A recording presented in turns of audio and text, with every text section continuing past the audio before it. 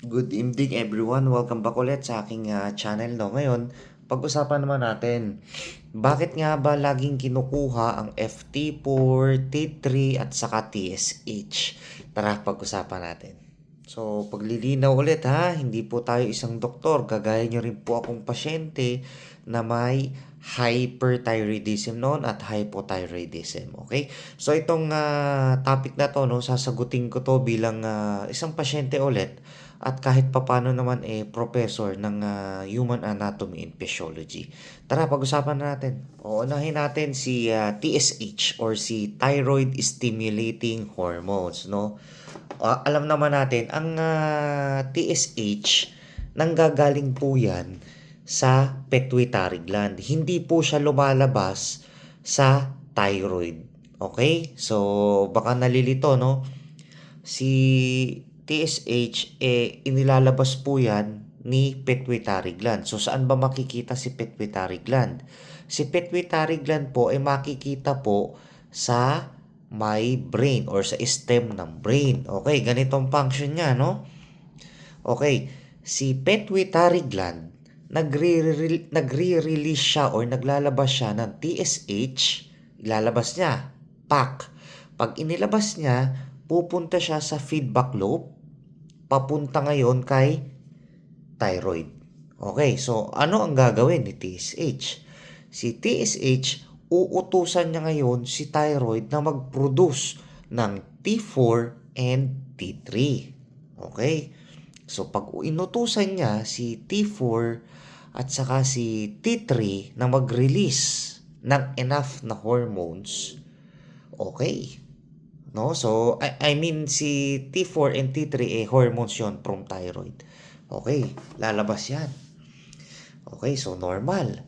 Ngayon, bakit ang TSH, tumataas? Alam naman natin na ang TSH, pag mataas, hypothyroid po tayo. Bakit tumataas? Kasi po, nadedetect po ni brain or ni pituitary gland na ang inilalabas ni thyroid na T4 and T3 ay hindi sapat. Kaya dinadamihan po niya ang TSH na dumadaan sa ating blood papunta kay thyroid. Pag nakita ngayon ni doktor na mataas ang ating TSH, ibig sabihin there's something wrong. Okay? May problem ba kay thyroid or may problem sa mismong pituitary? Po pwede rin yun. Okay? So, ibig sabihin, kaya bumobomba si pituitary gland ng maraming TSH, hindi sapat yung nadidetect niya na T4 and T3 sa ating katawan. Okay? So, ganun po kasimple ha.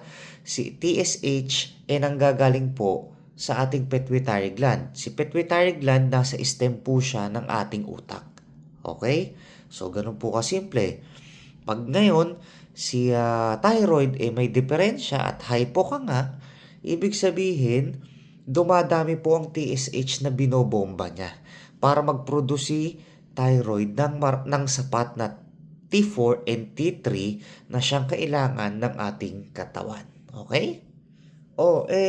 Sir, bakit naman pag mababa naman ang aking TSH, bakit hyperthyroid? Kasi ganito, no? Si TSH, 'di ba? Enough lang 'yan dapat enough level lang 'yan. Ngayon, pag mababa naman ang ating TSH, as in sobrang baba or mas mababa sa normal range, ibig sabihin po niyan hyper tayo. Bakit?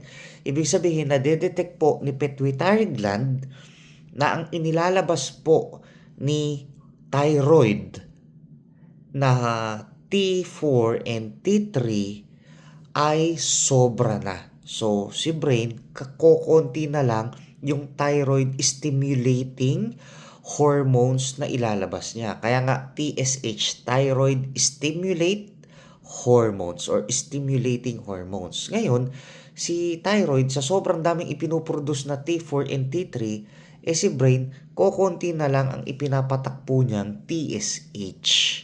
Okay? So, ibig sabihin, no, kung may autoimmune ka, hindi na kailangan utusan ni brain si thyroid na mag-produce kasi nga nadedetect na niya na sobra na po ang ating T4 and T3 sa blood or sa buong katawan natin. Okay? So, yun na.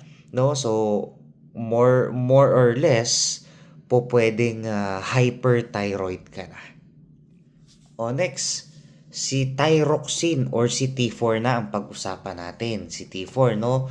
Ngayon, pag nakita naman ni doktor o sa ating lab result na si T4 mo ay mataas, kalimitan, hyperthyroidism po tayo. Okay? So, alam naman na natin yun, no? Andyan na yung nakakaramdam tayo ng madaling magutom, mabilis yung heart rate, yung body temperature natin, hindi na tayo makatagal sa mainit na panahon, no? So, ganun yun. So, napaka-importante rin makita talaga yun. Kasi, pag sinabi mo na, doktor, madali po akong magutom, madali akong mauhaw, medyo vague pakinggan yung ating mga sintomas, no, na binabanggit kay doktor. Kasi hindi lang naman sa hyperthyroid yung madali kang magutom or mauhaw, mga ganyan. Po pwede rin kasi siya sa diabetes, no? So, ganun. So, chine-check din po yun si T4 natin. Pag nakita ni doktor na, ang taas nito ng thyroxine mo, no? So, po pwedeng hyperthyroid po tayo. So, doon na pumapasok yung pagbibigay ng Tapdin. Okay? So, nandun na yun, no? Ngayon, sir, pumapayat ako tapos ang sabi sa akin ni doktor, i-check daw po ang aking TSH, T4, and T3. Kailangan ba? Ang sagot po, yes, kailangan po. Kasi bago naman sila magbigay sa atin ng medication or bago naman nila tayo i-diagnose, talagang dapat makita nila yon, no? May evidence, confirm, no? Kagaya ko, nakita ni doktor na, Mr. Ragel, nakita ko ang result mo. So, dumito ka muna sa ospital kasi hyperthyroid ka, no? Medyo malala, thyroid storm, kumbaga. So, yun. Ang akin doon, talagang dinodouble check nila ng ayos, and at the same time, talagang dapat makita yan, yung thyroid function test natin. Okay, next natin si T3, no, or si triiodothyronine. Okay, no? So, from the word triiodine, that's why tinawag siyang triiodo. Okay? So, itong thyroid hormone na to, siya yung hormone kung papaano ginagamit ang ating energy sa katawan, no?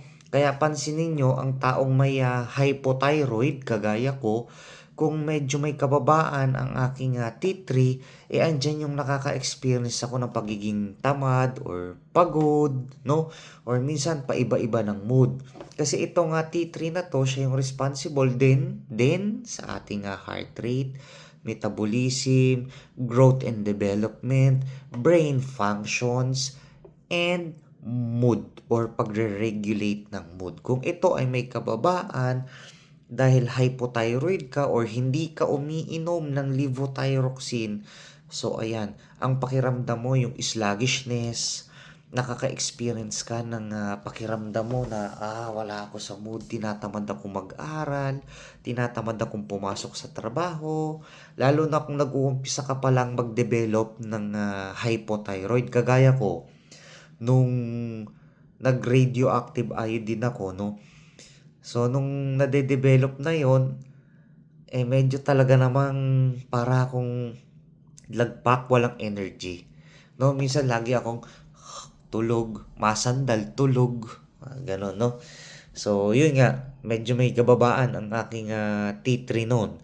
That's why I need levothyroxine, no? May tinatawag tayong hormone na therapy o yung synthetic, no, siyang pamalit doon sa hindi na naipuproduce ni thyroid na T4 and T3, no?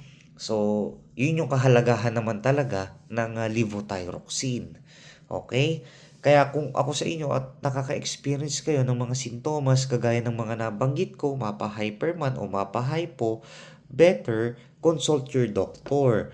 And kung kayo naman ay bibigyan ni doctor ng request for thyroid function test, gawin nyo. Kasi baka mamaya yung thyroid mo naman walang problema, normal naman ang kanyang function, maaring baka sa brain, no? So may mga ganun tayong pagkakataon. Or baka naman mamaya diabetes pala or ibang sakit, no? So wag rin kayong matatakot. Ang importante dito, makokorek po, magagamot, no? So ganun lang po kasimple. So kasi si thyroid naman, ang kalaban talaga natin dito, napaka-crucial nung ating pagpapalaboratory. Let's say every 3 months, every 6 months, may mga ganyan eh. Kasi ikinokorek po dito ang ating hormone level, yung hormones ng T4, FT4, ganyan, TSH. Pero again, sa kagaya ko na may hypothyroid at wala na or diffuse na ang aking thyroid gland, no choice na ako kung hindi i-take ang levothyroxine lifetime. Alright? So, ang matatanging gawin ko na lang, healthy lifestyle, and at the same time, bumalik kay doktor every 3 months. So, ganun lang po. Ganun lang. Well, hindi naman komplikado, pero that's life. Ito yung naging kapalaran ko, no? So, I'm okay. I'm happy. At least ito tayo. Nagagawa yung gusto nating gawin kasama yung family. Okay? Tapos nga pala, no, kung si T3 din natin, medyo sabihin natin may kataasan, andyan na, ma-experience na natin dyan yung pagiging restless, yung anxiety, yung kinakabog yung dibdib, maraming mga ganyan, no. Tapos yung pawisin, yan, makikita mo yan, tumutulo yan. Ito, basang-basa yung ano mo, no, yung damit mo, kasi nga, si thyroid din ang nagko-control ng ating body temperature. Minsan nga hindi talaga ako makatagal sa sa init ng panahon or kahit sa kwarto, hindi ako makatagal. Lalo na nung kaputukan ng hyperthyroidism ko. So, ganun lang. No? So, kung may na-experience kayong mga sintomas or may signs na nakikita kayo, please consult your doctor. Alright? So, paano? Hanggang sa muli, maraming salamat sa inyong panonood at walang sawang pag-support. Alright? So, God bless everyone and mabuhay po tayong lahat.